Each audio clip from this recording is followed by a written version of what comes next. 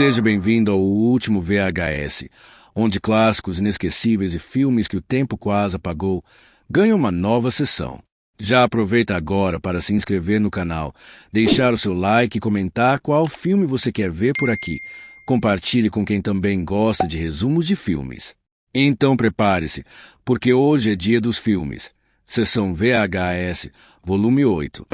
Boxe Internacional. O Demolidor Mike Tyson em ação num super combate. Mike Tyson contra Evander Holyfield, valendo o título mundial dos pesos pesados pela Associação Mundial de Boxe.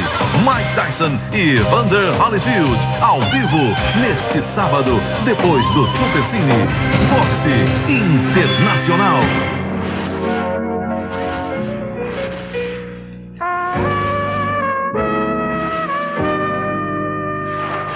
Sejam bem-vindos ao último VHS, onde clássicos inesquecíveis e filmes que o tempo quase apagou ganham uma nova sessão.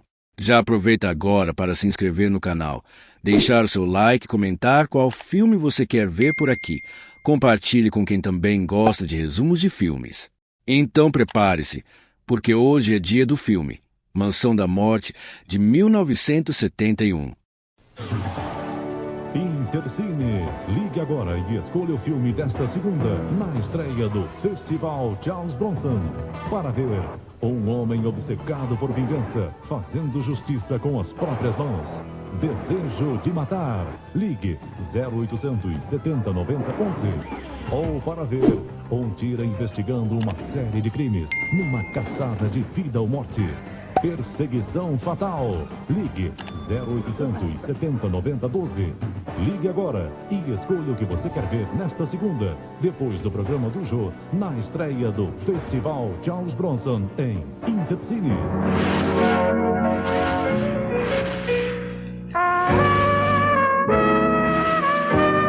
Em uma região isolada e cercada por água, silêncio e mata fechada, uma série de assassinatos violentos começa a mergulhar a pequena comunidade em paranoia e desespero. O que parecia apenas uma disputa por uma antiga propriedade logo revela algo muito mais sombrio, onde ganância, traição e morte caminham lado a lado. À medida que novos corpos aparecem próximos à baía, ninguém parece confiável. Cada personagem guarda segredos, interesses ocultos e motivos para matar. Em meio ao clima pesado e decadente daquele lugar esquecido, o terror cresce de forma silenciosa, transformando a paisagem tranquila em um verdadeiro pesadelo. Com cenas brutais para sua época, a atmosfera perturbadora e uma violência que ajudou a influenciar o nascimento do slasher moderno. Mansão da Morte se tornou um dos filmes mais importantes e sombrios do terror italiano dos anos 70. Aqui, não existem heróis, apenas pessoas consumidas pela ambição, enquanto a morte observa tudo em silêncio, esperando a próxima vítima surgir às margens da baía.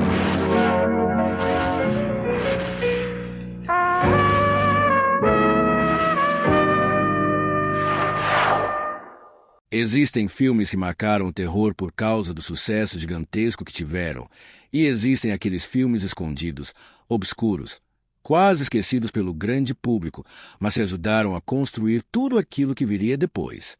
Mansão da Morte, lançado em 1971 por Mario Bava, é exatamente esse tipo de obra.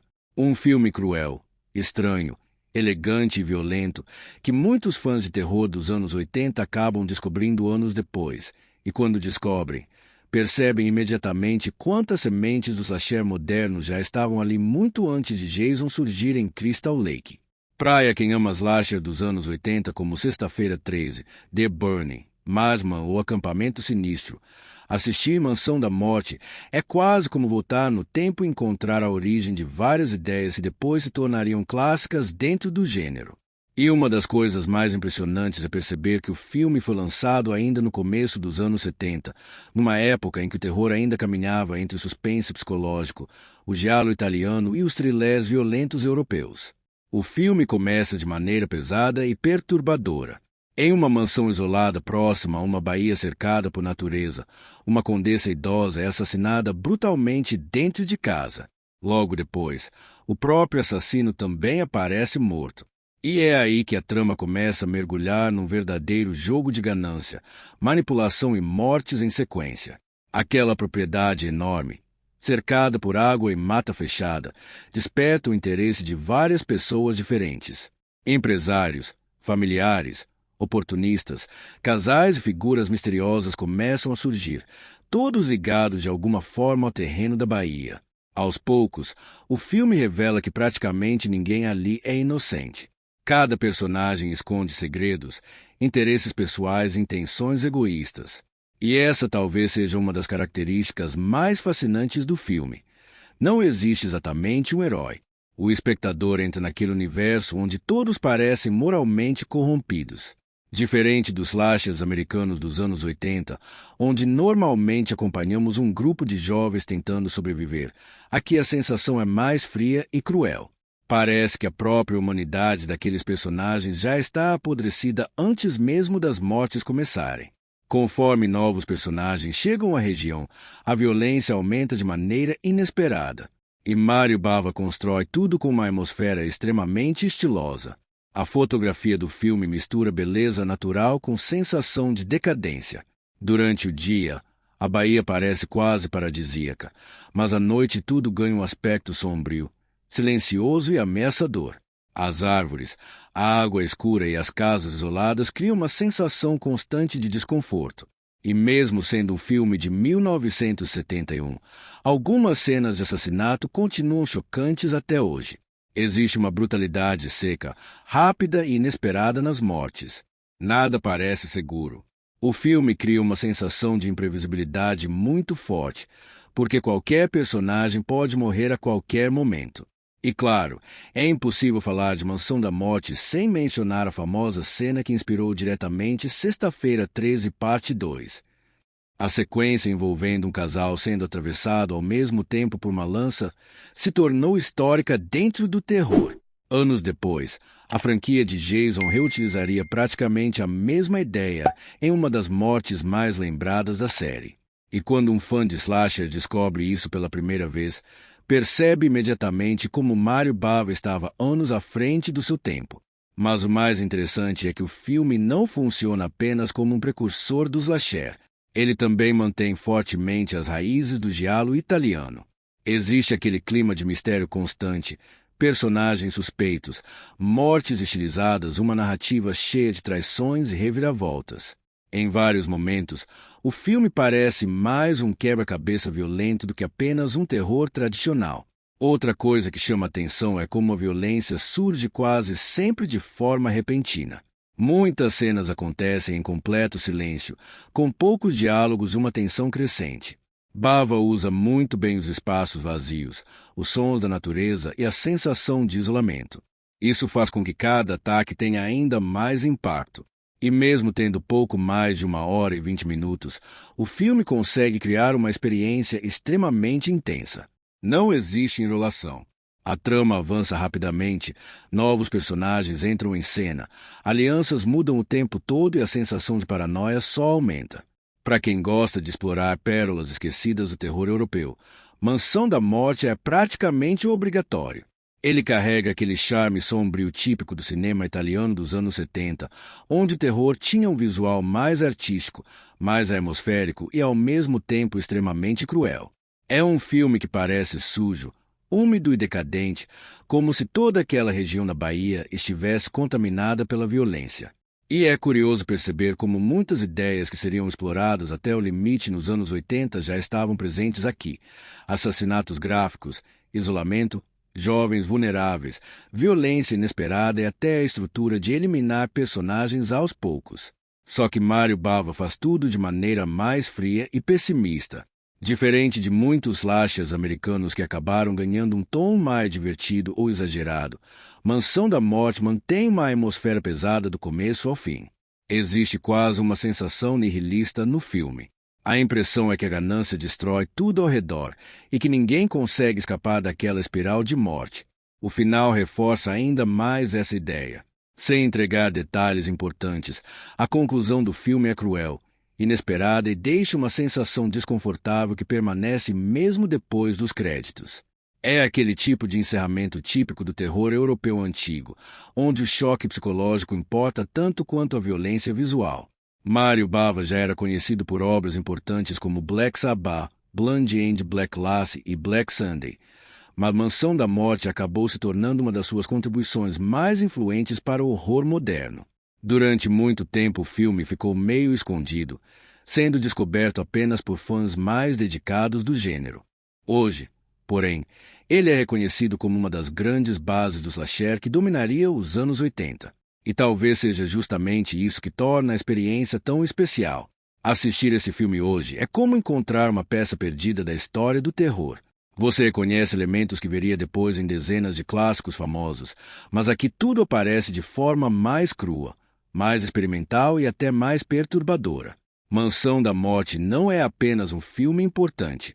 É um daqueles terrores antigos que ajudam a entender de onde nasceu toda uma geração de pesadelos do cinema slasher.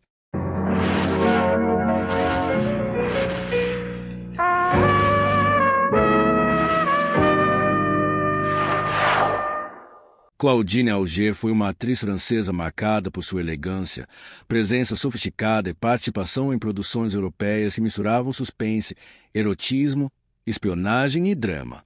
Nascida em 1941, ela ficou eternamente ligada ao cinema dos anos 60 e 70, especialmente por sua beleza clássica e pelo ar misterioso que combinava perfeitamente com filmes policiais e thrillers italianos da época. Embora tenha trabalhado em diversos gêneros, Claudine brilhou principalmente em produções europeias de suspense e giallo, se tornando um rosto muito conhecido entre fãs do cinema cult. Espionagem Internacional, 1966. Misturando aventura, guerra e espionagem, o filme acompanha agentes envolvidos em operações perigosas durante um cenário de conflitos internacionais. Claudine Auger interpreta uma personagem envolvente e misteriosa, cercada por traições e jogos políticos. O longa aposta no clima de tensão típico dos filmes de espionagem dos anos 60, lembrando produções no estilo Eurospe da época. O Ventre Negro da Tarântula, 1971. Um dos giallos mais conhecidos dos anos 70. A trama acompanha um assassino que paralisa suas vítimas antes de matá-las brutalmente. O filme mistura investigação policial, erotismo e assassinatos estilizados, com uma atmosfera extremamente sombria e elegante. Claudine Auger aparece em meio ao elenco cheio de rostos famosos do cinema italiano de terror e suspense. Para muitos fãs do gênero, é uma das obras mais marcantes do giallo clássico. The Smertime Killer, 1972. Um thriller de ação europeu sobre vingança e perseguição. A história gira em torno de um homem traumatizado pelo passado que começa a caçar os responsáveis pela morte de sua família. Claudine participa dessa produção cheia de perseguições, tensão e clima policial, em um estilo muito característico do cinema europeu dos anos 70. Momentos de Amor, 1988. Já nos anos 80, Claudine participou desse romance com tons leves de comédia dramática. O filme explora relações amorosas, encontros inesperados e conflitos emocionais entre personagens tentando reencontrar felicidade e paixão. Uma produção mais suave e sentimental, mostrando um lado diferente da atriz após anos ligada ao suspense e ao terror. A Pele do Desejo, 1992. Drama romântico com forte carga sensual, acompanhando personagens presos entre desejo, paixão e conflitos emocionais intensos. O filme segue a linha dos dramas europeus adultos do começo dos anos 90, explorando relações complicadas e emoções profundas. Claudine Auger mantém sua presença sofisticada e elegante, algo que marcou toda a sua carreira.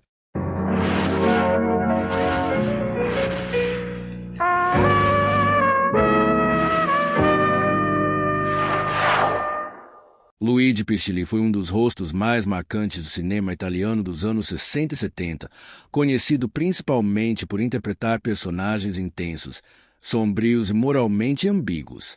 Com presença forte e olhar ameaçador, Pistilli participou de diversos westerns italianos, thrillers policiais e giallos clássicos.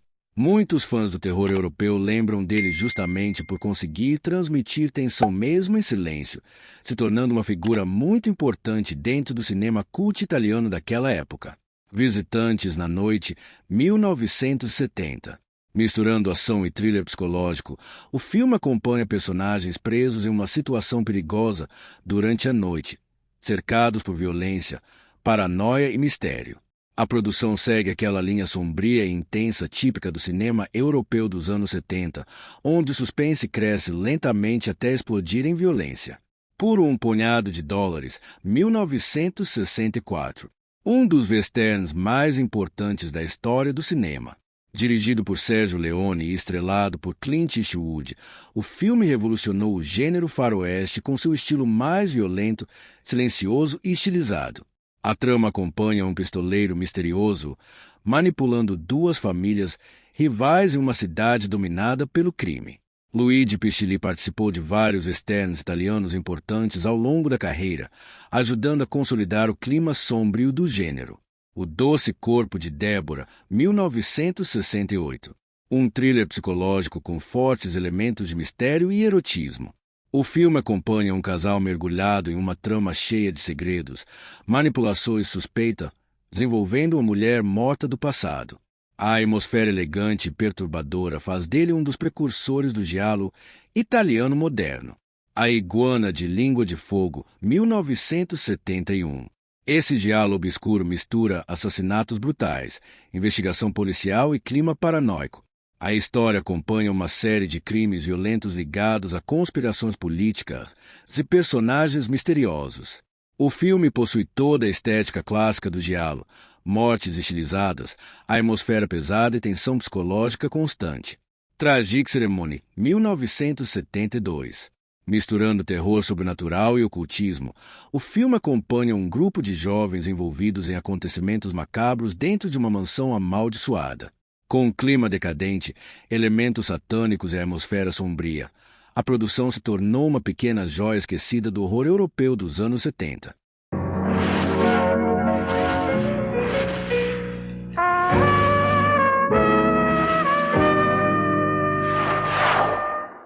Brigitte Sky foi uma atriz bastante ligada ao cinema europeu cult do fim dos anos 60 e começo dos anos 70, participando de produções que misturavam erotismo, aventura, thriller e ficção científica.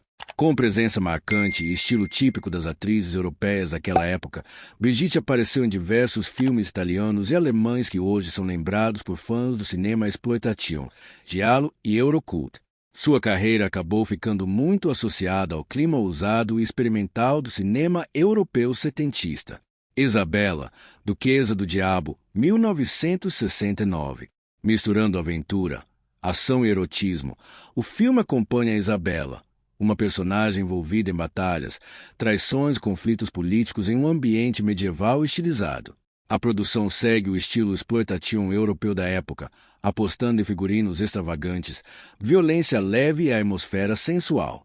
Zeta One, 1969. Uma mistura curiosa de ficção científica e comédia britânica. O filme apresenta uma sociedade secreta de mulheres extraterrestres que sequestram homens da Terra para preservar sua raça. Com um clima psicodélico, humor absurdo e visual totalmente anos 60, a produção acabou se tornando cult entre fãs do cinema sci-fi excêntrico. Sob o Fogo das Pistolas, 1972. Esse faroeste europeu mistura ação e comédia em meio a duelos, perseguições e personagens trapaceiros típicos dos westerns italianos. O filme segue aquela linha mais descontraída dos spaghetti westerns do começo dos anos 70, equilibrando humor e violência leve. 4 vezes aquela noite, 1971. Dirigido por Mario Bava, o filme é uma comédia dramática romântica apresentada em diferentes versões da mesma noite entre um casal. Cada personagem conta os acontecimentos de maneira diferente, criando situações curiosas e divertidas, enquanto o filme brinca com perspectiva, desejo e interpretação dos fatos. El Interrogatório, 1970. Um thriller policial italiano focado em investigação, tensão psicológica e suspeitas constantes. O filme acompanha personagens envolvidos em interrogatórios, conflitos criminais, onde mentiras, manipulação e paranoia se tornam peças centrais da narrativa. Com a atmosfera pesada e visual típico do cinema policial italiano da época, a produção mantém um clima de suspense do começo ao fim.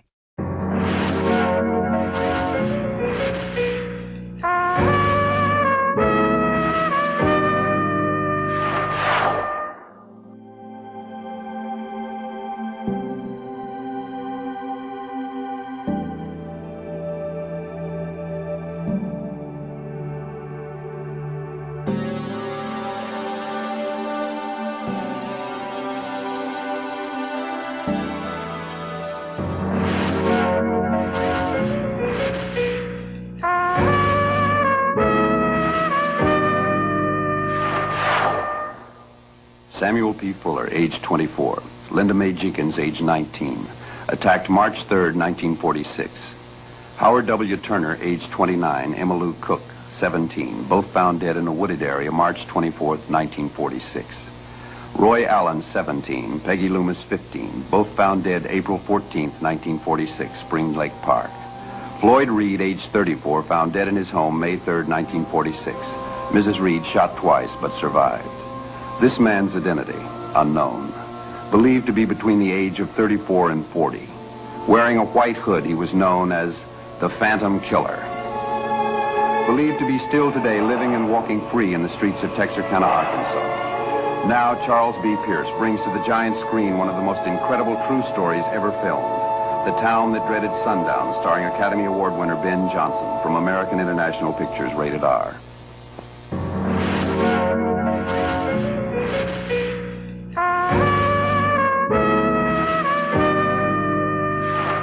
Seja bem-vindo ao Último VHS, onde clássicos inesquecíveis de filmes que o tempo quase apagou ganham uma nova sessão. Já aproveita agora para se inscrever no canal, deixar o seu like e comentar qual filme você quer ver por aqui. Compartilhe com quem também gosta de resumos de filmes. Então prepare-se, porque hoje é dia do filme Assassino Invisível, de 1976. Samuel P. Fuller, age 24. Linda Mae Jenkins, age 19. Attacked March 3, 1946. Howard W. Turner, age 29. Emma Lou Cook, 17. Both found dead in a wooded area March 24, 1946. Roy Allen, 17. Peggy Loomis, 15. Both found dead April 14, 1946, Spring Lake Park. Floyd Reed, age 34, found dead in his home May 3, 1946. Mrs. Reed shot twice but survived. This man's identity, unknown. Believed to be between the age of 34 and 40. Wearing a white hood, he was known as the Phantom Killer. Believed to be still today living and walking free in the streets of Texarkana, Arkansas. Now, Charles B. Pierce brings to the giant screen one of the most incredible true stories ever filmed.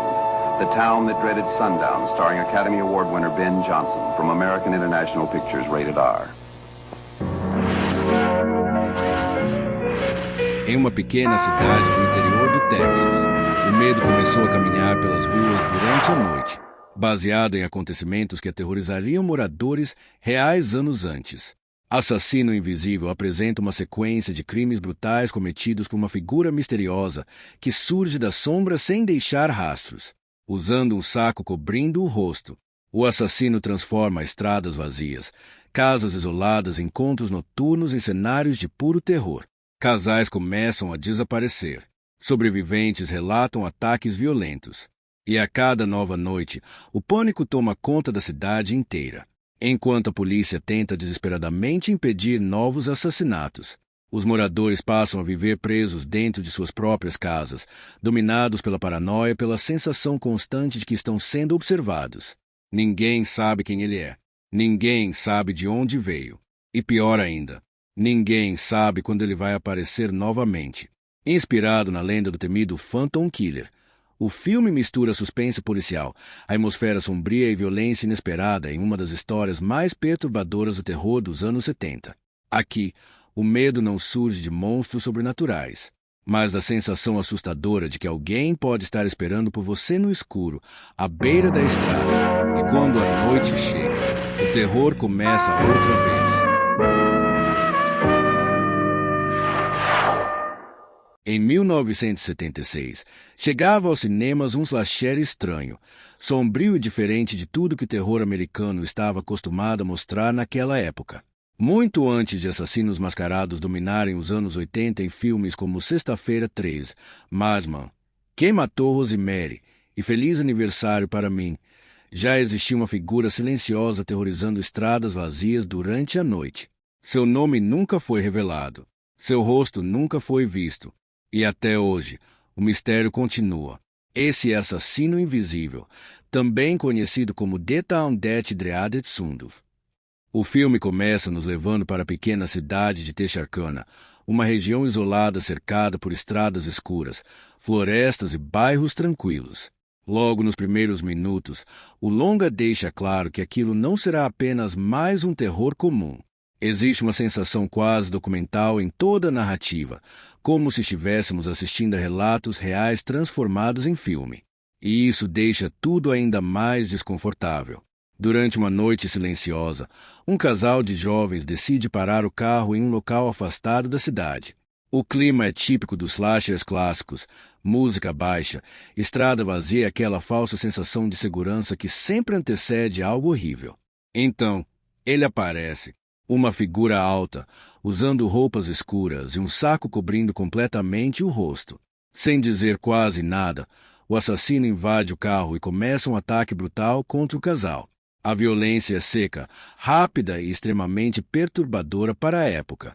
Diferente de muitos slashers posteriores que transformariam mortes em espetáculo, aqui existe um clima pesado e cruel. O assassino desaparece na escuridão logo depois. E esse é apenas o começo. Após o ataque, a notícia se espalha rapidamente por Texarkana. A cidade inteira entra em estado de alerta. Jovens começam a evitar sair durante a noite, comerciantes fecham mais cedo e a polícia inicia uma investigação desesperada para encontrar o homem conhecido apenas como Phantom Killer. Mas o problema é que ninguém sabe quem ele é. Não existem pistas claras. Não existem testemunhas suficientes. E cada novo ataque torna o medo ainda maior. O assassino passa a atacar sempre durante a noite, escolhendo casais isolados ou pessoas vulneráveis em locais afastados. O mais assustador é a imprevisibilidade. Em muitos slasher dos anos 80, existe quase uma lógica nos assassinatos. Aqui não.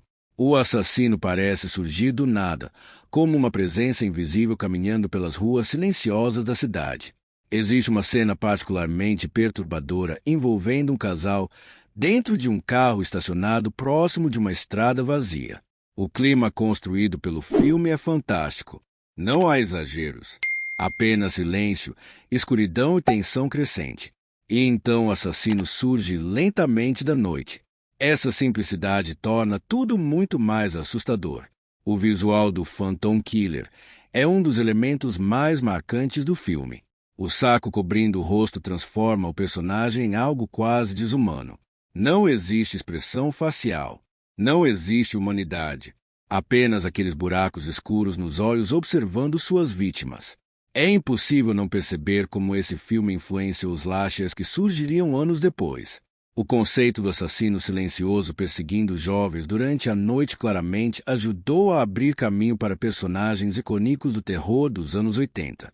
Enquanto isso, acompanhamos a investigação policial liderada por detetives locais que tentam desesperadamente impedir novos crimes antes que a cidade mergulhe completamente no caos. Mas existe algo curioso no filme. Mesmo sendo extremamente sombrio, ele ocasionalmente apresenta momentos quase estranhos de humor envolvendo alguns policiais e situações caricatas. Para muita gente, isso quebra um pouco a tensão. Mas, ao mesmo tempo, dá ao longo uma identidade própria muito diferente dos slashers tradicionais que viriam depois. E quando o terror retorna, ele retorna pesado. Uma das cenas mais famosas do filme envolve uma morte completamente inesperada e perturbadora utilizando um trombone preso a uma arma. É uma cena bizarra, cruel e surreal ao mesmo tempo, exatamente aquele tipo de momento que fica gravado na cabeça dos fãs de terror clássico. Conforme os ataques aumentam, Texarkana se transforma em uma cidade dominada pelo medo. As ruas ficam vazias durante a noite. Pessoas começam a dormir armadas. Pais proíbem os filhos de saírem de casa. A sensação constante é de paranoia. O assassino pode estar em qualquer lugar, observando, esperando. E o mais assustador é que o filme faz questão de lembrar o tempo inteiro que os acontecimentos foram inspirados em casos reais ocorridos nos anos 40, envolvendo o verdadeiro Phantom Killer de Texarkana, um criminoso que jamais foi oficialmente identificado. Isso adiciona uma camada extra de desconforto ao filme. Porque, diferente de muitos slashers onde tudo parece fantasia exagerada, aqui existe a sensação de que aquilo poderia realmente acontecer. Visualmente, Assassino Invisível tem aquela estética crua típica do terror dos anos 70. A fotografia é escura, as locações vazias e a atmosfera quase suja fazem o filme parecer um pesadelo perdido no interior americano. Não existe glamour. Não existe heroísmo exagerado. O ritmo do filme também é diferente do padrão acelerado dos slashers dos anos 80. Ele prefere construir tensão lentamente, deixando o espectador desconfortável antes de cada ataque. Isso faz com que algumas cenas sejam extremamente eficientes até hoje. E talvez seja exatamente isso que torna Dette Undead Dreadfundo tão especial dentro do terror slasher. Mesmo décadas depois de seu lançamento, o visual do assassino continua assustador. E embora muitos slashers famosos tenham ganhado mais popularidade nos anos seguintes, esse filme permanece como uma peça importante da evolução do gênero. Sem ele, talvez vários clássicos dos anos 80 jamais existissem da mesma forma. Assassino Invisível não é apenas um slasher antigo. É um retrato sombrio de uma cidade consumida pelo medo, enquanto um homem sem rosto transforma a noite em território de caça. E quando as luzes se apagam, ninguém está realmente seguro.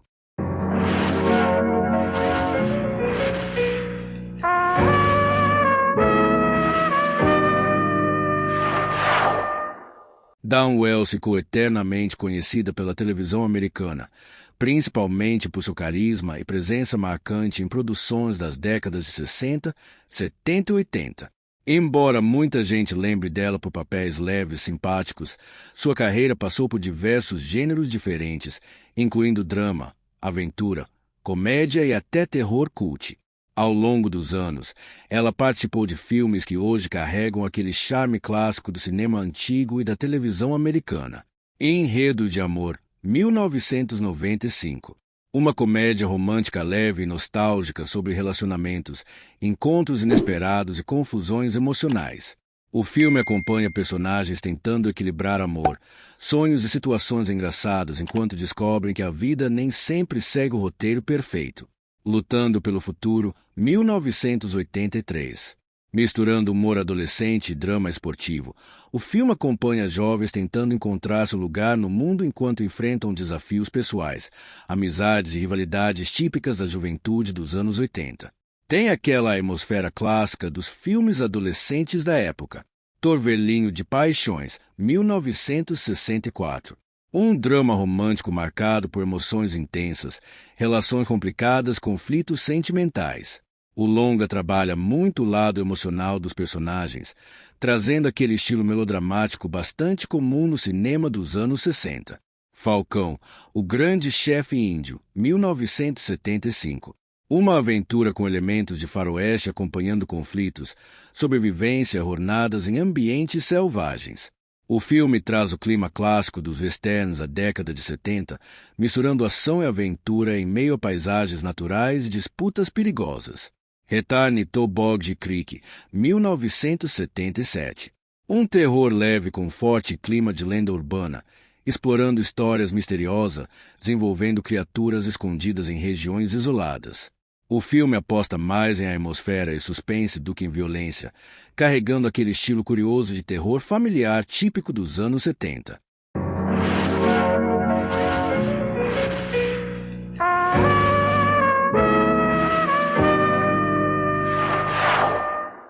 Charles B. Pierce foi um diretor americano conhecido por criar filmes independentes com forte atmosfera regional, especialmente durante os anos 70 e 80.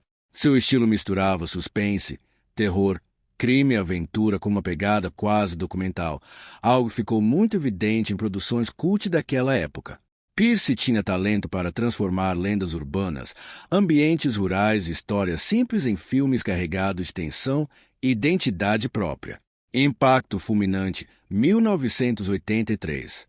Um thriller policial intenso envolvendo perseguições, violência e investigações perigosas.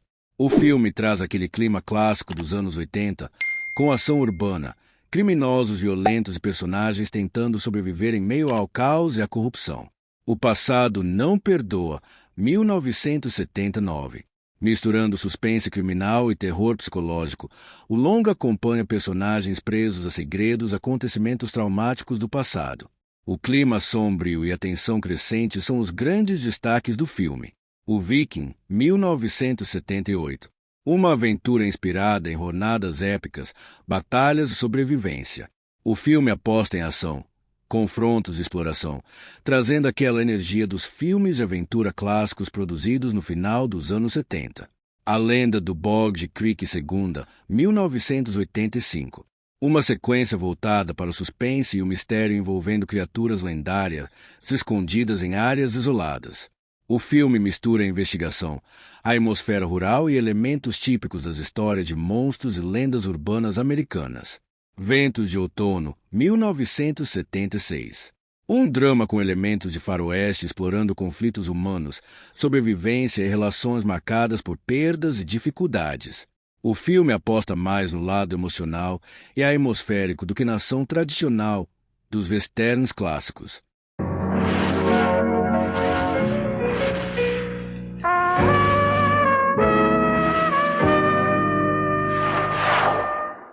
Ben Johnson foi um daqueles rostos clássicos do cinema americano que transmitiam presença imediatamente.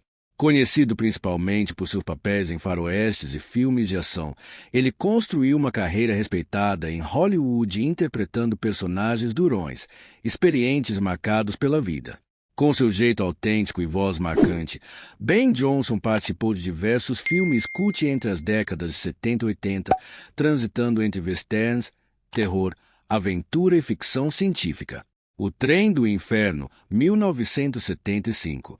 Um faroeste cheio de ação envolvendo perseguições, conflitos armados e disputas perigosas em meio ao clima brutal do Velho Oeste. O filme aposta em tensão constante e personagens tentando sobreviver em situações extremas. O Trem do Terror, 1980.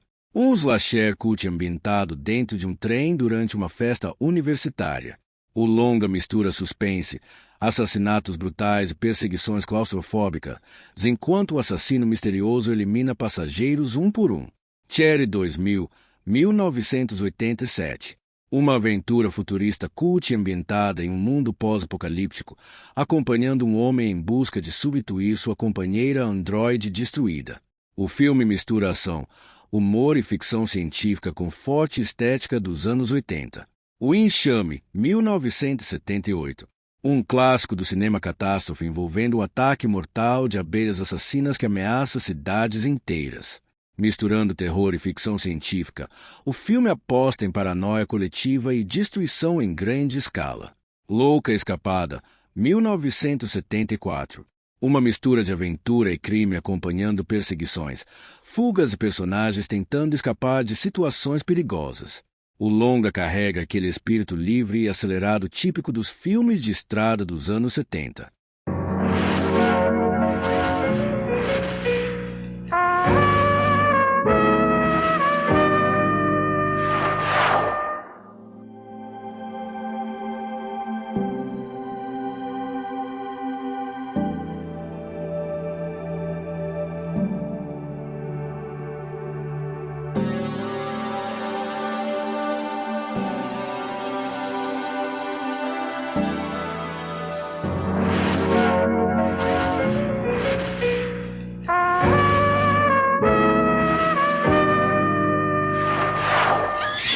Prepare-se. Neste domingo, você vai viver momentos assustadores.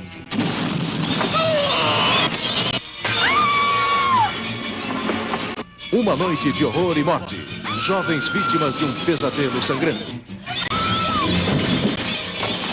Sexta-feira 13, segunda parte. Neste domingo maior, 11h15 da noite. Pegue a onda da Globo.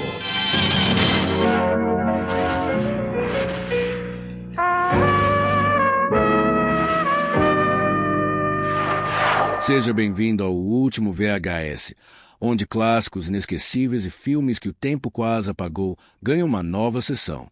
Já aproveita agora para se inscrever no canal, deixar o seu like e comentar qual filme você quer ver por aqui. Compartilhe com quem também gosta de resumos de filmes. Então prepare-se, porque hoje é dia do filme Quem Matou Rosemary, de 1981. It was 1945. It was the war overseas, the night of the graduation dance. War overseas had just ended. Home Roy, was about to begin. The terror at home Roy, was about to begin. Roy? Come on. Play hard to get. What about New Year's Eve? Come on, kid. Don't play hard to get. That was different. I couldn't help What about it. New Year's Eve? That was different. The Prowler. He'll get you. If he wants you, he'll get you. The terror begins again. Tonight, Did it? the terror begins. But it had to be someone in town. They never found out who did it. Rose. And Mark, that guy still might be around here. Someone who knew that she was called Rose. And Mark might be around here. Oh, and I don't believe this. You're talking about something that happened over 30 years ago. Oh, and I don't believe this. Happened over 30 years ago. Whenever the time was right, come back. Time was right. He'd come back. If he wants you, the Prowler. He'll want you. He'll get you.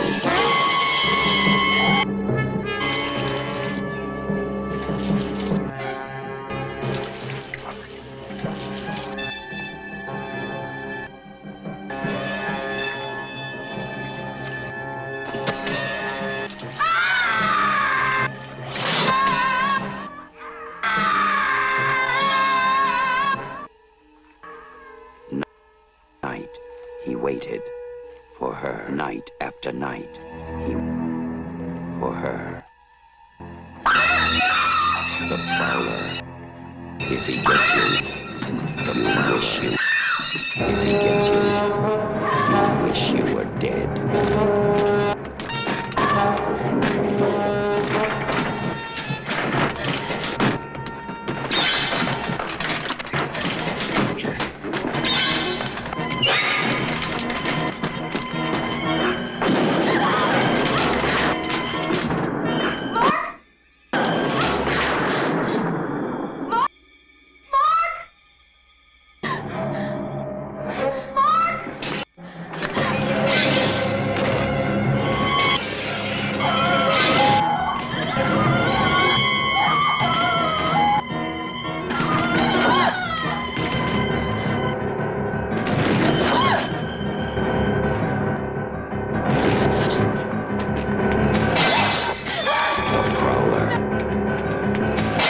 Just when you catch a Prowler, it starts all over again. Catch your breath.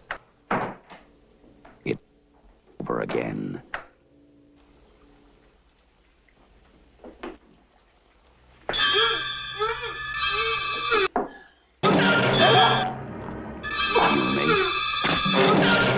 But you're dead wrong. You may think you're safe. The Prowler. Coming soon. The Prowler. Soon.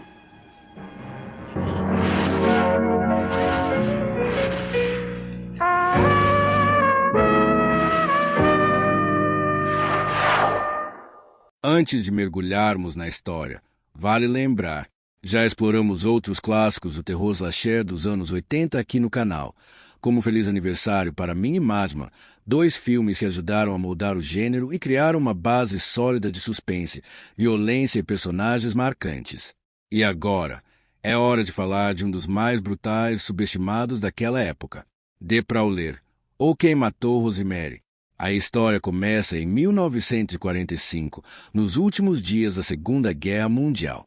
Estamos em uma pequena cidade chamada Avalon Bay. O clima é de celebração, música tocando, jovens dançando, um baile de formatura acontecendo dentro de um salão simples, mas cheio de vida. Risadas ecoam pelo ambiente, copos tilintam, e por alguns instantes parece que o mundo está em paz. Mas fora dali, na escuridão, alguém observa. Uma jovem chamada Rosemary recebe uma carta. A câmera se aproxima lentamente enquanto ela lê. O conteúdo é perturbador. A mensagem é assinada por um soldado, alguém que claramente não aceitou bem uma traição amorosa. Ela tenta disfarçar o desconforto, mas seu olhar muda. Atenção! Seus dedos tremem levemente ao segurar o papel. Ela sabe que algo está errado, e o espectador também sente isso. Pouco depois, Rosemary e seu namorado vão até uma área isolada, próxima ao local da festa. A música ao fundo vai ficando distante, abafada, quase inexistente. Então, o ataque acontece. Um homem vestindo uniforme militar surge das sombras. O rosto nunca é mostrado claramente. Ele empunha uma ferramenta afiada, uma espécie de baioneta improvisada. O assassinato é rápido, brutal, seco. Rosemary é morta, e o assassino desaparece na escuridão, deixando apenas o silêncio e o eco do que acabou de acontecer. Corte brusco. Décadas se passam. Voltamos para Avalon Bay, agora mais calma, quase esquecida pelo tempo. As ruas parecem vazias demais, como se carregassem memórias que ninguém quer reviver. Uma nova geração de jovens está prestes a reviver o tradicional baile de formatura. Entre eles está Pam, uma jovem responsável, observadora, diferente dos outros, com um olhar mais atento, quase desconfiado. Desde o início, o clima é estranho. Há uma sensação constante de que algo do passado ainda está ali, escondido, esperando o momento certo para voltar. O xerife da cidade tenta manter tudo sob controle, mas claramente carrega um certo desconforto. Ele evita falar sobre o que aconteceu anos atrás, e quando o assunto surge, ele muda de tom, fica mais rígido. Enquanto isso, os jovens seguem com seus planos. Festas, bebidas, provocações, risadas altas se contrastam com o silêncio pesado da cidade. Mas o espectador já sabe, isso não vai terminar bem. Durante os preparativos para o baile, o terror começa novamente. Uma das primeiras vítimas está em uma casa isolada. A cena é construída com calma. Passos, portas rangendo, respiração pesada ecoando no ambiente vazio. De repente, o assassino aparece. Agora, ele está vestido com um uniforme militar completo, capacete, máscara escura, quase como um fantasma da guerra que se recusa a desaparecer. E o mais marcante, suas armas. Ele usa ferramentas improvisadas, forquilhas, facas, objetos agrícolas, transformando tudo em instrumentos de morte. A violência aqui é mais gráfica, mais crua do que comum para a época. Cada golpe é sentido, cada ataque é direto, sem trilha exagerada, apenas o som do impacto e o silêncio logo depois. Conforme os corpos começam a aparecer, o pânico se espalha lentamente. Mas o filme não corre. Ele constrói tensão. Os personagens conversam, discutem, ignoram sinais óbvios de perigo. Pequenos diálogos revelam insegurança, mas ninguém quer admitir o medo. Pam começa a perceber que algo está errado. Seu olhar muda. Ela observa detalhes que os outros ignoram. Portas abertas, objetos fora do lugar, uma sensação constante de que estão sendo observados. O xerife, por sua vez, começa a agir de forma mais nervosa. Há momentos em que ele parece esconder algo, como se soubesse mais do que diz, e isso aumenta ainda mais a tensão. Finalmente, chega a noite do baile. Luzes, música, jovens dançando. Mas por trás disso, o assassino já está presente. Ele se move silenciosamente pelos arredores. Observa, espera, respira lentamente, como se estivesse revivendo algo. E então, ataca. Uma das cenas mais marcantes acontece dentro do ambiente do baile. O contraste entre a música animada e a violência brutal cria um efeito perturbador. As mortes se tornam mais frequentes, mais intensas, mais próximas. Pam tenta alertar os outros, sua voz carregada de urgência, mas já é tarde demais. Pam finalmente confronta a verdade. O assassino não é apenas um desconhecido. Ele está ligado diretamente ao passado, aquele crime de 1945, a uma dor que nunca foi resolvida. A revelação vem de forma tensa, quase sufocante. O filme não entrega tudo de uma vez. Ele deixa o espectador montar o quebra-cabeça, peça por peça. O confronto final é direto, físico, brutal. Nada de grandes discursos, nada de exageros. A luta é suja, desesperada, cheia de pausas tensas onde qualquer movimento pode ser fatal. Pam enfrenta o assassino em um ambiente fechado, escuro, onde cada som ecoa mais alto. O som da respiração domina a cena. O silêncio pesa. E quando tudo termina, não há sensação de vitória completa, apenas sobrevivência e um vazio difícil de explicar. Esse filme tem um peso enorme dentro do gênero, principalmente por um motivo. Eles foram feitos por Tom Savini, um dos maiores nomes da história do terror. E aqui, ele entregou alguns dos efeitos mais realistas da época. As cenas de morte foram feitas com técnicas práticas, sem CGI, o que dá esse impacto visceral que ainda hoje impressiona. Outro detalhe interessante. O filme teve problemas com censura em vários países por causa da violência explícita. Na época, muitos críticos consideraram o filme exagerado, mas hoje ele é visto como um clássico cult do slasher. E sobre o elenco, grande parte dos atores era relativamente desconhecida na época. Isso acabou ajudando no realismo. O público não reconhecia rostos famosos, o que aumentava a sensação de perigo real e imprevisível. The Prowler é um daqueles filmes que não tentam reinventar o gênero, mas executam tudo com precisão.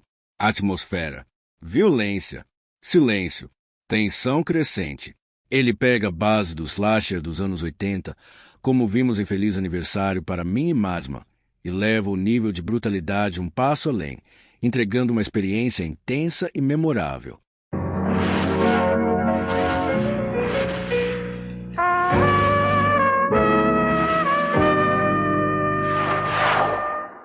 Por trás da violência crua e do clima sufocante de The Prowler, existe uma produção marcada por decisões ousadas, limitações técnicas e uma equipe que queria ir além do que o terror da época costumava entregar. Dirigido por Joseph Zito, o filme nasceu em um momento em que o gênero slasher estava começando a explodir. O sucesso de obras como Halloween e Sexta-feira 13 abriu caminho, mas também criou um desafio: como se destacar em meio a tantos assassinos mascarados. A resposta veio com algo simples, mas extremamente eficaz: realismo brutal. Um dos maiores diferenciais do filme está nos efeitos especiais. E aqui entra um nome fundamental: Tom Savini. Na época, Savini já vinha ganhando destaque por seu trabalho em filmes de terror, mas em The Prowler ele levou tudo a outro nível. As cenas de morte não foram feitas apenas para assustar. Elas foram feitas para parecer reais. Savini utilizou técnicas práticas extremamente detalhadas. Próteses aplicadas diretamente nos atores, mecanismos internos para simular perfurações, sangue cenográfico com densidade realista. Em algumas cenas, o nível de detalhe era tão alto que parte da equipe evitava olhar diretamente durante as filmagens. E isso teve consequência. O filme acabou sendo censurado em vários países, justamente por causa dessas cenas. As gravações aconteceram em locações reais, o que ajudou a criar aquela sensação crua que o filme transmite. Mas isso também trouxe desafios. As cenas noturnas, por exemplo, eram longas, cansativas e muitas vezes feitas em temperaturas baixas. Os atores passavam horas esperando entre uma tomada e outra, enquanto a equipe ajustava luz e posicionamento. E havia outro detalhe: o assassino quase nunca era mostrado completamente. Isso não foi apenas uma escolha estética, era também uma forma de aumentar o suspense e economizar produção.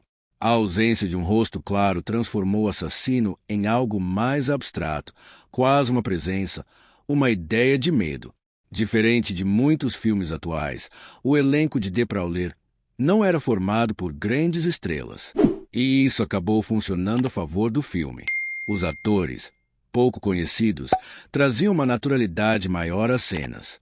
As reações de medo, hesitação, confusão pareciam mais reais justamente porque o público não os associava a outros papéis. Durante algumas gravações, especialmente nas cenas mais intensas, o diretor incentivava os atores a reagirem de forma espontânea. Pequenas pausas, olhares perdidos, respirações descompassadas, tudo isso contribuiu para o clima que o filme constrói lentamente. Na época do lançamento, em 1981, o filme não foi recebido de forma unânime. Parte do público ficou impressionada com o nível de realismo. Outra parte, incomodada. Críticos apontaram o excesso de violência, enquanto fãs do gênero começaram a enxergar ali um novo padrão para os slashers. Com o tempo, O que antes era criticado virou exatamente o que tornou o filme especial. Hoje, De Prauler é lembrado como um dos exemplos mais extremos do uso de efeitos práticos no terror clássico. Mesmo não sendo um grande sucesso comercial na época, o filme deixou sua marca. A ideia de um assassino silencioso, metódico, com visual militar, influenciou outros filmes que vieram depois. Além disso, o trabalho de Tom Savini ajudou a consolidar o padrão de efeitos realistas que muitos diretores tentariam replicar nos anos seguintes. Existe algo curioso na forma como o filme foi construído. Ele não depende apenas das mortes. Na verdade, grande parte do impacto vem do que acontece entre elas. Os silêncios, os corredores vazios, a sensação de que alguém está observando, mesmo quando não há ninguém em cena. Isso foi totalmente intencional. O diretor queria que o medo viesse da expectativa, e não apenas do susto.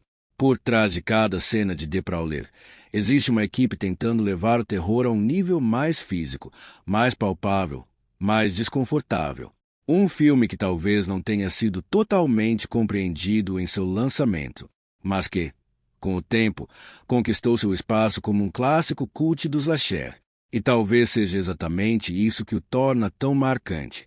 Ele não tenta ser lembrado, mas é impossível esquecer.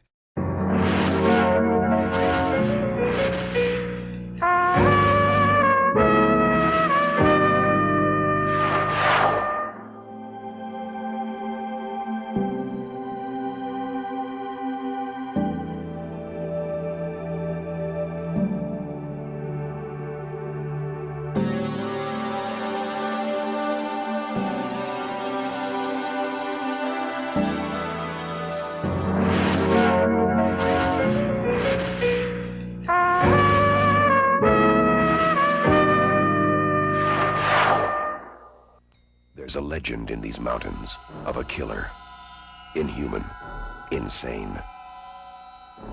If you so much as whisper his name, he will appear. And if he appears, he'll be the last thing you'll ever see.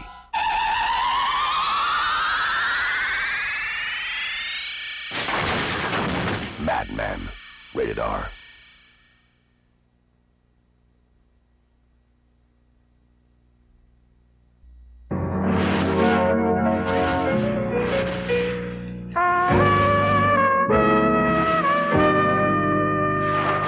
Seja bem-vindo ao último VHS, onde clássicos inesquecíveis e filmes que o tempo quase apagou ganham uma nova sessão.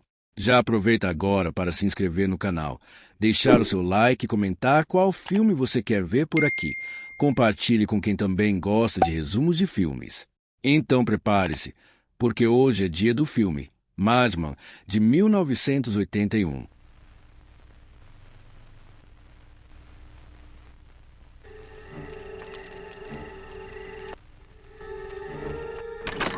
Many strange things happen around here. Many strange things around here. There is a... It was a night like there tonight. is a tale.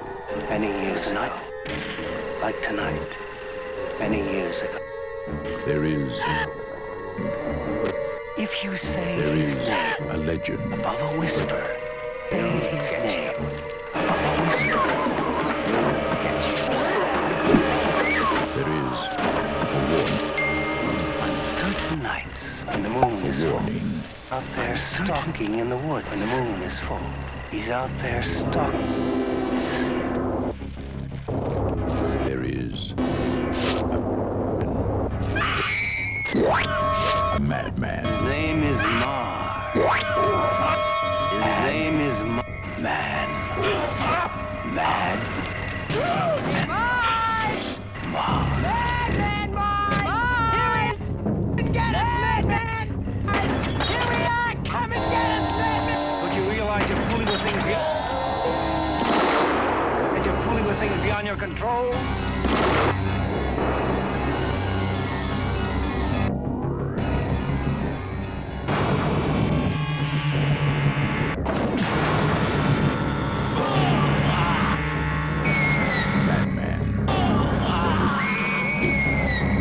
There is no escape.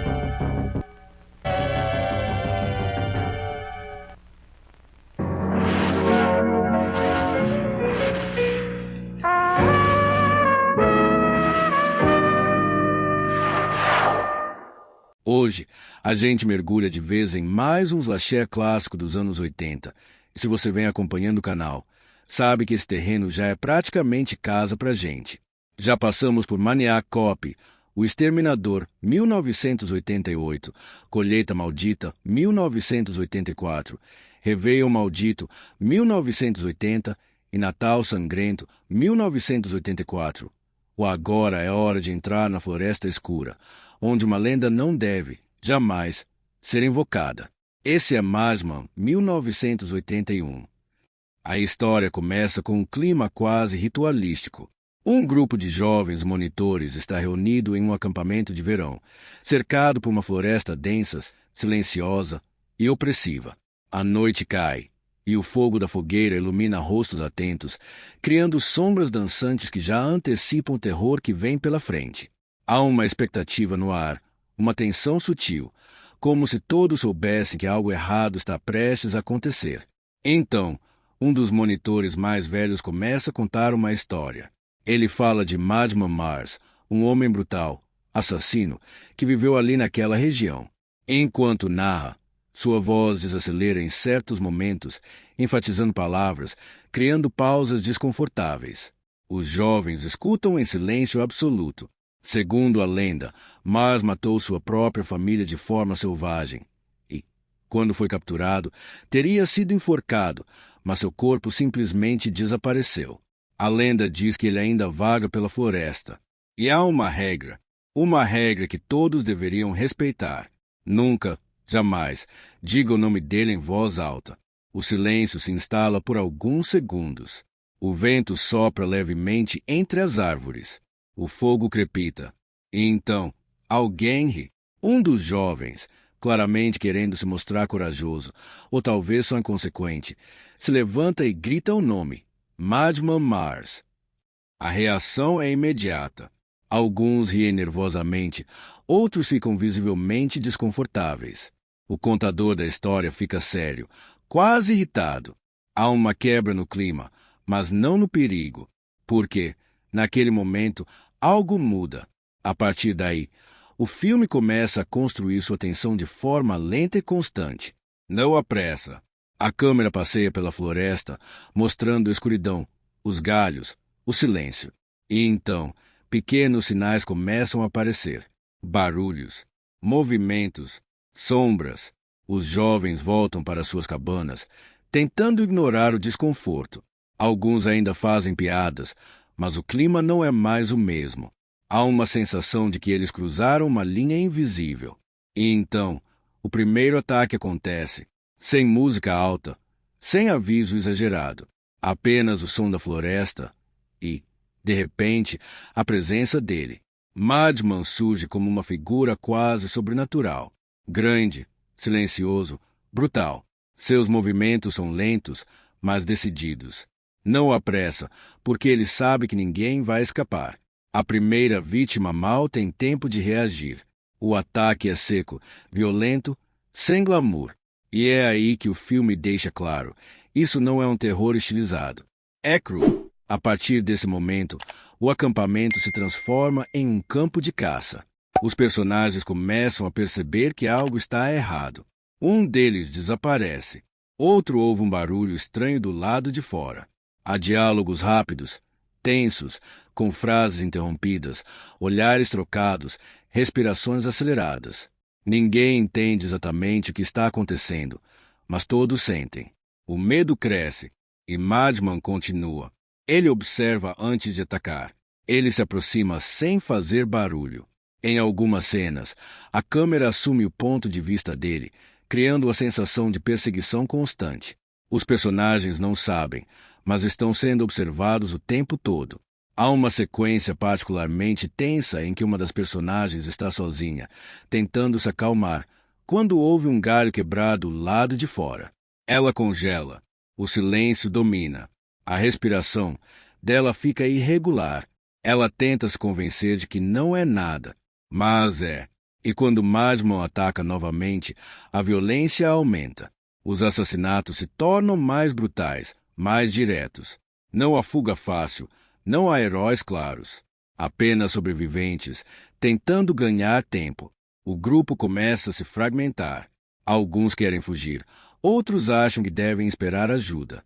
As discussões ficam mais intensas, os diálogos mais curtos, mais desesperados. O medo começa a afetar as decisões, e isso só piora a situação. Enquanto isso, o terceiro ato se aproxima, e o filme não acelera. Pelo contrário, ele desacelera ainda mais. As cenas ficam mais longas, mais silenciosas. A floresta parece engolir tudo ao redor. Cada passo, cada respiração, cada som ganha importância. Os personagens restantes estão exaustos, emocionalmente destruídos. E então vem o confronto final. Não é grandioso, não é heróico, é desesperado. A última sobrevivente enfrenta Masmon em meio à escuridão, usando mais instinto do que estratégia. Há pausas longas, momentos em que parece que tudo acabou. Então não acabou.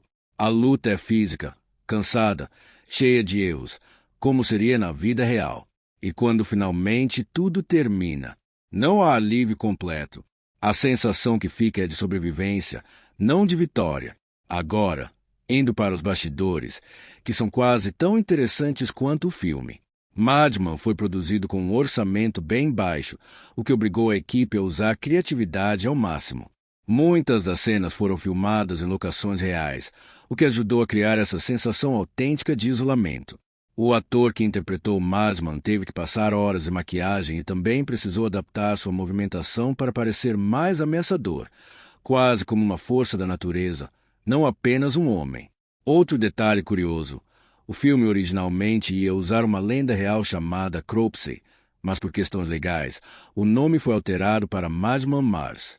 Mesmo assim, a base da história continua ligada a essas lendas urbanas que circulavam em acampamentos. Além disso, muitos dos atores eram relativamente novos, o que acabou ajudando na naturalidade das reações.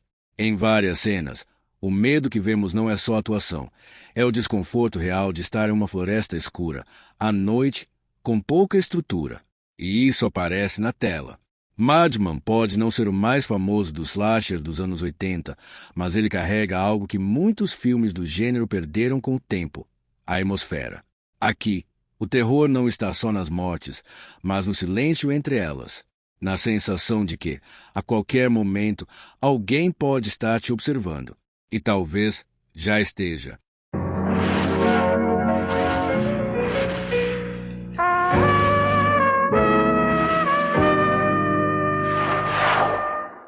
E antes de encerrar, existem alguns detalhes por trás de Madman que deixam tudo ainda mais interessante. Durante as gravações, a produção enfrentou um problema clássico dos filmes independentes da época: orçamento extremamente limitado. Muitas cenas foram filmadas à noite, em locações reais, o que tornava tudo mais difícil, frio, escuro e imprevisível. Isso acabou ajudando o filme, porque aquela sensação crua, quase documental, que você sente não é só atuação. Era o ambiente real influenciando os atores. Outro detalhe curioso é que o próprio Madman Mars foi construído mais pela presença física do que por efeitos. Não há exageros, não há trilha tentando te manipular o tempo todo, ele simplesmente aparece. E isso torna tudo mais desconfortável, mais silencioso, mais tenso. Agora, quando a gente compara Madman com outros clássicos do gênero, ele segue uma linha muito familiar, mas com sua própria identidade. Assim como em Friday the 13th, temos o isolamento, o acampamento e a sensação de que ninguém está realmente seguro. De Halloween, ele herda esse terror mais silencioso, onde o perigo não grita, ele observa, espera e ataca no momento certo. E diferente de muitos filmes que vieram depois, Madman não tenta ser grandioso. Ele é direto, cru, simples. E exatamente por isso, funciona. Talvez ele nunca tenha alcançado o mesmo nível de fama desses gigantes, mas carrega aquela essência pura do terror dos anos 80, sem filtros, sem excessos, só medo. E no fim, fica a pergunta. A lenda dizia que você nunca deveria dizer o nome dele em voz alta, principalmente à noite, principalmente na floresta. Porque, uma vez que você chama, ele escuta. E quando ele escuta, já é tarde demais.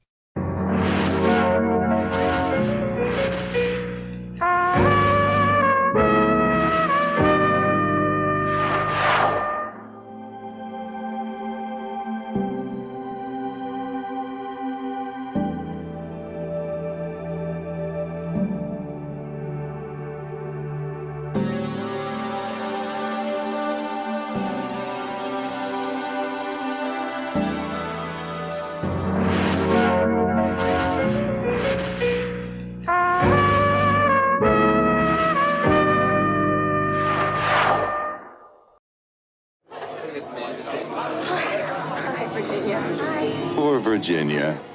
Just when the rich young snobs at Crawford High condescended to come to her birthday party, they're all being murdered in the most bizarre ways imaginable.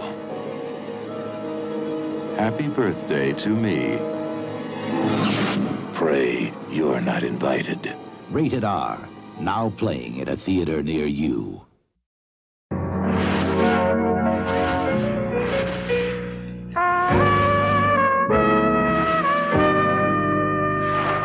Seja bem-vindo ao último VHS, onde clássicos inesquecíveis e filmes que o tempo quase apagou ganham uma nova sessão. Já aproveita agora para se inscrever no canal, deixar o seu like e comentar qual filme você quer ver por aqui. Compartilhe com quem também gosta de resumos de filmes.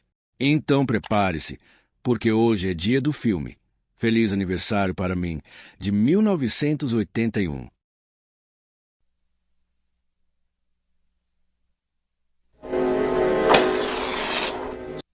Having a party for the top 10. Someone's having a party for the... Before they get the senior class snobs, 6 of them will die. Before they get to celebrate our ways you'll ever see. Die in the most bizarre ways you'll... Go away. Come over here, Virginia. Don't go away. Here, Virginia. It is to determine whether you wish to subject yourself. It is up to you to determine what to subject yourself to fear, terror, and shock because of the bizarre nature of the birthday party. Pray bizarre nature of this birthday party. Pray you're not invited.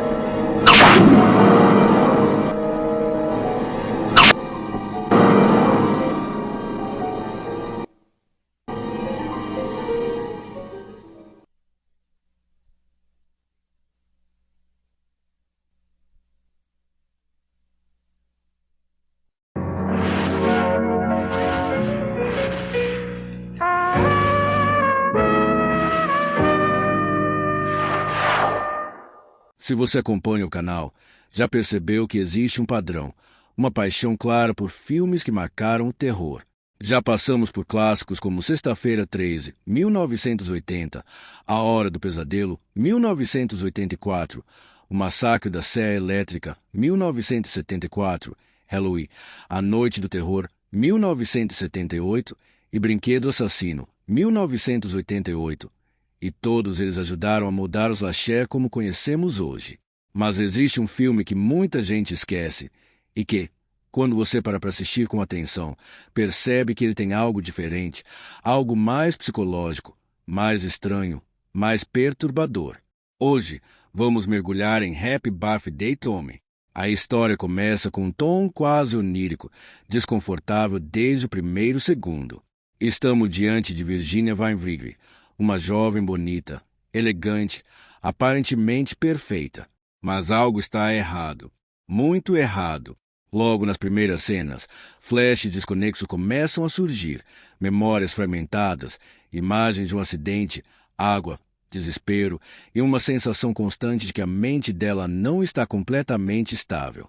Virginia é estudante em uma escola de elite, frequentada por jovens ricos e influentes.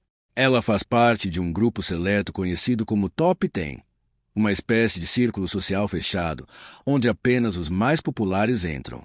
Eles são arrogantes, mimados e vivem em um mundo à parte, onde regras comuns parecem não existir. Mas, conforme o filme avança, o clima muda. De forma quase silenciosa, os membros desse grupo começam a morrer. E não são mortes comuns. Cada assassinato é frio, calculado e carregado de uma estranheza quase ritualística. A câmera não tem pressa. Ela observa. Ela deixa o desconforto crescer. Uma das primeiras mortes já define o tom. Não há correria, não há susto fácil, existe tensão. O assassino parece sempre presente, sempre próximo, mas nunca totalmente revelado. Enquanto isso, Virginia começa a apresentar comportamentos cada vez mais inquietantes. Ela esquece coisas simples. Tem lapsos de memória. Em alguns momentos, Parece deslocada da realidade, como se estivesse vivendo em dois mundos ao mesmo tempo. Seu olhar muda. Suas expressões oscilam entre inocência e algo mais, algo obscuro. Existe uma cena especialmente incômoda em que ela conversa normalmente, mas faz pausas estranhas, como se estivesse tentando se lembrar de algo que não consegue acessar. O silêncio nessas pausas é pesado, quase sufocante. E então, as memórias voltam, fragmentadas, distorcidas. Descobrimos que Virginia sofreu um grave acidente quando criança. Um carro caiu na água. Sua mãe morreu, e ela sobreviveu por pouco. Esse trauma parece ter deixado marcas profundas, não apenas emocionais, mas mentais. Conforme mais estudantes são mortos, a tensão cresce. O assassino utiliza métodos criativos e perturbadores. Uma das cenas mais famosas envolve um espeto de churrasco e é conduzida com uma calma que torna tudo ainda mais desconfortável. Não há trilha exagerada, não há pressa, apenas o inevitável acontecendo diante dos olhos do espectador. E o mais inquietante é que o filme começa a plantar dúvidas. E se Virginia não for apenas uma vítima das circunstâncias? E se ela estiver mais envolvida do que parece? Essas perguntas não são respondidas rapidamente. Pelo contrário, o roteiro brinca com a percepção do público, alternando entre momentos em que ela parece completamente inocente e outros em que seu comportamento levanta suspeitas reais. Há uma cena particularmente forte em que ela encara o espelho e, por um breve instante, parece não reconhecer a própria imagem. É rápido, sutil, mas diz tudo. O segundo ato se transforma em um jogo psicológico. Amigos começam a desconfiar uns dos outros. O grupo top deixa de ser um símbolo de status e passa a ser um alvo. A sensação de segurança desaparece. Ninguém está protegido. E Virginia continua no centro de tudo. Ela tenta seguir sua rotina, tenta agir normalmente, mas há sempre algo fora do lugar. Um olhar prolongado demais. Um silêncio estranho no meio de uma conversa. Um sorriso que surge na hora errada. Então chegamos ao terceiro ato. E aqui, o filme decide não segurar mais nada. A tensão acumulada explode em uma sequência de revelações que mudam completamente a percepção de tudo que vimos até então. Virginia começa a recuperar suas memórias, mas não de forma linear. São flashes intensos, quase violentos, que invadem sua mente sem aviso. Ela revive o acidente, revive momentos esquecidos, revive sentimentos que estavam enterrados. E então, a verdade começa a emergir. As mortes não são aleatórias. Elas têm conexão. Elas têm propósito. E tudo leva de volta ao passado, ao trauma, aquela noite que nunca foi completamente compreendida. O clímax é construído com um ritmo mais lento do que o esperado para um slasher, e isso é proposital. O filme quer que você sinta o peso da revelação. Quer que você entenda, pouco a pouco, o que realmente está acontecendo. Quando finalmente descobrimos quem está por trás dos assassinatos, o choque não vem apenas pela identidade, mas pelo contexto, pela motivação, pela forma como tudo foi construído. E Virginia não é apenas uma peça nesse jogo. Ela é o centro dele. A cena final deixa um gosto estranho. Não é um final explosivo, é perturbador, ambíguo. Um encerramento que faz você revisitar mentalmente tudo o que viu, tentando encaixar as peças. Apesar de hoje ser considerado um cult, Happy Birthday Tommy teve uma produção cheia de desafios. O filme apostou mais no suspense psicológico do que no gore explícito, algo que o diferenciou de outros slashers da época. Enquanto muitos seguiam a fórmula de mortes rápidas e chocantes, aqui a ideia era criar desconforto, tensão prolongada. A atriz principal, Melissa Sue Anderson, conhecida por seu papel em séries de TV, surpreendeu muita gente com sua atuação mais sombria e contida. Sua interpretação foi essencial para manter o mistério, já que o filme depende muito das expressões sutis dela. Outro detalhe interessante é que algumas cenas de morte foram suavizadas na edição final para evitar problemas com censura, o que acabou deixando o filme ainda mais sugestivo do que explícito, algo que, para muitos fãs, funciona melhor. E talvez o mais curioso, o roteiro passou por várias mudanças durante a produção, principalmente no terceiro ato. No fim das contas, Happy Birthday to Me não é apenas mais um slasher dos anos 80. Ele é um filme sobre memória, trauma, identidade e sobre como a mente pode esconder coisas que nem nós mesmos estamos preparados para enfrentar. E talvez seja exatamente isso que o torna tão diferente e tão perturbador até hoje.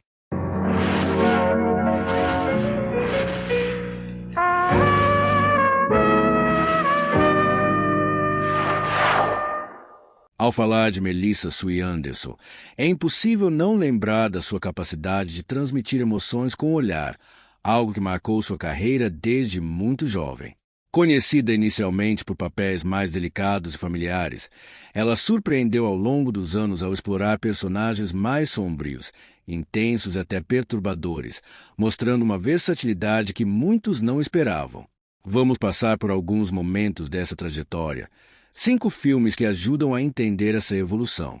Em A Casa de Kate é um Caso, 1988, Melissa aparece em um drama mais intimista, onde o foco está nas relações humanas e nos conflitos emocionais dentro de um ambiente doméstico. Aqui, sua atuação é mais contida, baseada em expressões sutis e diálogos carregados de sentimento. É um tipo de papel que exige mais silêncio do que ação, e ela entrega isso com naturalidade. Já em O Trem de 1 Milhão, 1984, o clima muda completamente. O filme mistura comédia e aventura, trazendo uma narrativa mais leve e dinâmica. Melissa se adapta bem ao ritmo mais acelerado, participando de situações inusitadas até divertidas. É interessante ver como ela consegue sair do drama e entrar em um tom mais descontraído sem perder presença em cena. Voltando um pouco no tempo, em Sobrevivência de Dana, 1979, temos um drama com elementos de ficção policial. Aqui, o foco está em tensão e sobrevivência, e Melissa encara uma personagem que precisa lidar com situações difíceis e perigos reais. O filme trabalha bem o suspense emocional, e sua atuação ajuda a sustentar essa sensação constante de incerteza. Mas é em Sacrifício à Meia-Noite, 1981, que vemos um lado mais próximo do que ela entregaria em filme de terror. A atmosfera é mais pesada, com elementos sombrios e um clima quase sufocante. Melissa consegue equilibrar fragilidade e intensidade, algo essencial para esse tipo de narrativa. Sua presença contribui diretamente para o desconforto que o filme busca criar. E fechando essa lista, temos Terremoto em Nova York, 1998, um thriller com forte carga de ação. Aqui, o cenário é de caos, uma cidade em perigo, tensão constante e decisões rápidas. Melissa já parece mais madura, assumindo um papel dentro de uma narrativa maior, onde o ritmo é acelerado e o foco está na sobrevivência em meio ao desastre. O que fica claro ao olhar esses filmes é que Melissa Sue Anderson nunca ficou presa a um único tipo de personagem. Ela transitou entre drama, aventura, suspense e terror, sempre mantendo uma característica muito forte, a capacidade de transmitir emoção de forma sutil, mas marcante. E talvez seja exatamente isso que faz com que, mesmo em papéis mais silenciosos, ela nunca passe despercebida.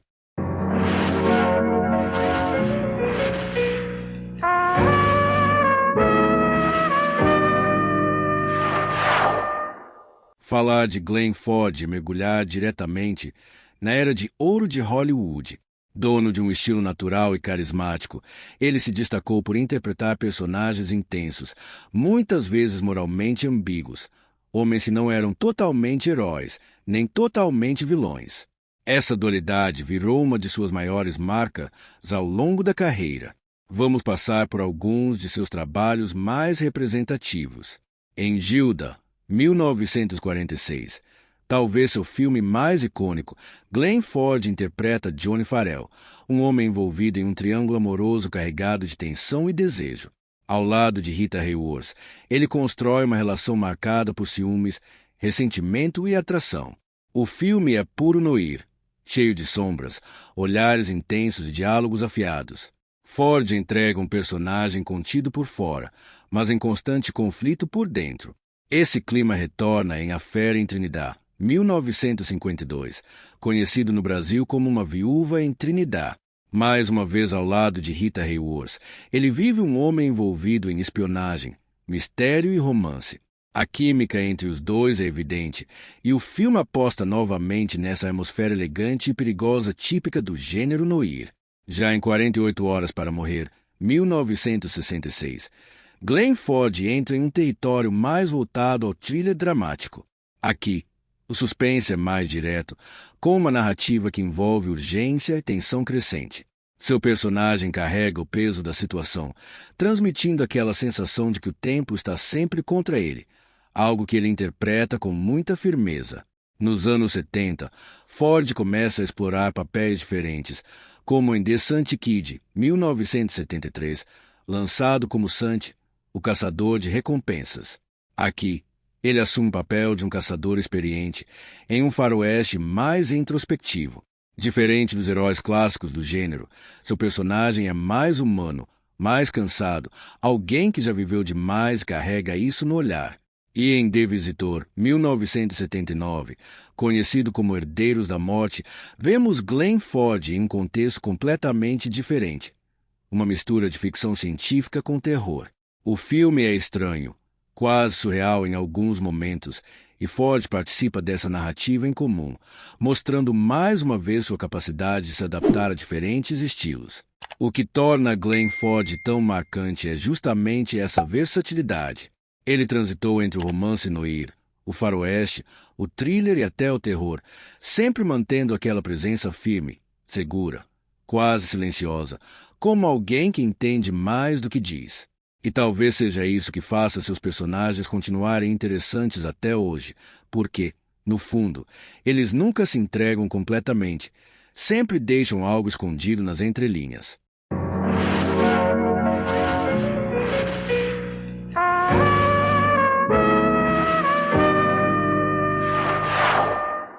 Ao falar de Lawrence Dunny, estamos diante de um daqueles rostos muito presentes no cinema, especialmente em produções de suspense e terror das décadas de 70 e 80. Ele nunca foi exatamente o astro principal, mas tinha uma presença sólida, aquele tipo de ator que traz credibilidade imediata à cena, muitas vezes interpretando figuras de autoridade, policiais ou homens em situações extremas. Vamos passar por alguns dos seus trabalhos mais marcantes. Em Duelo no Asfalto, 1987, Lawrence Dunny aparece em um thriller de ação com clima tenso e direto. A história gira em torno de perseguições e confrontos, onde o perigo surge a qualquer momento. Ele contribui com uma atuação firme, trazendo aquele senso de urgência típico dos filmes de estrada dos anos 80, onde cada decisão pode ser fatal. Voltando um pouco no tempo, temos Rituals, 1977, um terror com elementos de aventura que acompanha um grupo de homens isolados na natureza. O filme constrói um clima sufocante aos poucos, transformando o ambiente em uma ameaça constante. Dunny faz parte desse grupo e ajuda a transmitir o desgaste psicológico crescente, à medida que a situação sai do controle. Já em O Inimigo Desconhecido, 1983, ele mergulha de vez no suspense com tons de terror. A narrativa trabalha a ideia de uma ameaça invisível ou difícil de compreender, criando tensão através do desconhecido. Sua atuação segue essa linha mais contida, reforçando o mistério e a sensação de perigo iminente. Um dos títulos mais importantes da sua carreira é Scanners, 1981. Aqui, o terror se mistura com ficção científica em uma história sobre pessoas com poderes psíquicos extremamente perigosos. O filme é conhecido por suas cenas impactantes e atmosfera intensa, e Dunny participa desse universo estranho e perturbador, ajudando a dar peso à narrativa. E em Palhaço Assassino, 1976, temos um terror com elementos de mistério, onde o perigo se esconde por trás de uma figura aparentemente comum. Esse tipo de filme aposta muito na tensão psicológica, e Dunny se encaixa bem nesse estilo, contribuindo para a construção de um clima inquietante do começo ao fim. O que marca a carreira de Lawrence Dunny é justamente essa consistência. Ele esteve presente em diversos filmes de gênero, principalmente terror e suspense, sempre entregando personagens sólidos e realistas. Pode não ser o nome mais lembrado à primeira vista, mas, quando aparece em cena, você sente que algo sério está acontecendo. E isso, no cinema, Vale muito.